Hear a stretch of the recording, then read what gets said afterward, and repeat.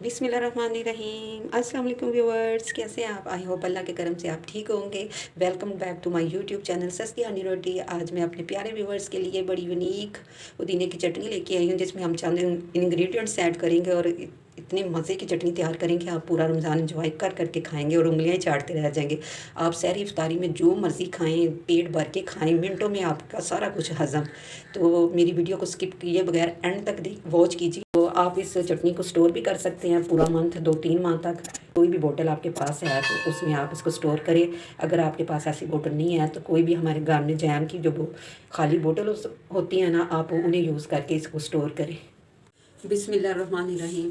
Viewers, मैंने ये देखिए नारदाना लिया। आपने इस तरह का नारदाना लेना है, रेड कलर में। वो ब्लैक हुआ नारदाना नहीं लेना, वो नहीं सही होता। तो इसको आप रेड रखने के लिए इसको किसी भी शीशे के जार में स्टोर करके एयर टाइट में रखें। ऐसे ही आपका नारदाना ऐसे फ्रेश रहेगा।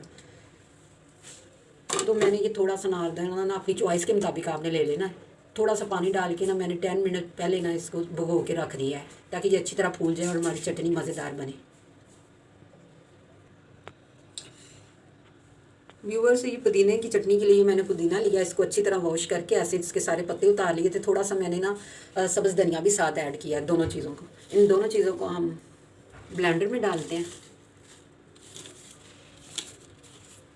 और इसके साथ ही हम ना 2 जवे लहसुन के और 2 छोटी हरी मिर्चें हैं। आप अपने टेस्ट के मुताबिक मिर्चें कम या ज़्यादा कर सकते हैं, वो ऐड कर देंगे। ये हाफ टी स्पून हम इसमें ज़ीरा डालेंगे और हाफ टी स्पून मैंने ना नमक लिया है। ये भी आप अपने टेस्ट के मुताबिक कम या ज़्यादा कर सकते हैं। व्यूअर्स, अगर आपने चटनी को 4-5 दिन इस्तेमाल करना है तो फिर आप इसमें टमाटर यूज़ कर सकते हैं। अगर आप पूरा मंथ रमज़ान में इसको स्टोर करके खाना चाहते हैं तो फिर आप ना टमाटर को स्किप कर दें। अब ये देखिए, ये मैंने थोड़ा सा उतना पानी लिया था जितना हमें ज़रूरत थी इस चटनी में ना ऐड करने के लिए, उतने पानी में इसको भिगो दिया था मैंने नारदाने को। अब ये हम इसमें यूज़ करेंगे। ये मैंने 2 अदद लेमन का जूस लिया है। इस जूस का ये देखिए तकरीबन होगा 2 चम्मच के करीब, ये इसमें ऐड कर देंगे।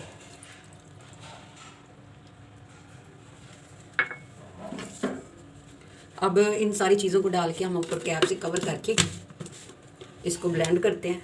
आपको लगे कि ये अच्छी तरह ब्लेंड नहीं हो रहा तो फिर आपने ना नीचे से ब्लेंड हो गया यानी ऊपर से नहीं हो रहा तो फिर आपने कोई भी स्पून लेना है, मशीन को बंद करके आपने हल्का सा ऐसे इसको मिक्स करना है, तो फिर इसको दोबारा ब्लेंड करते हैं।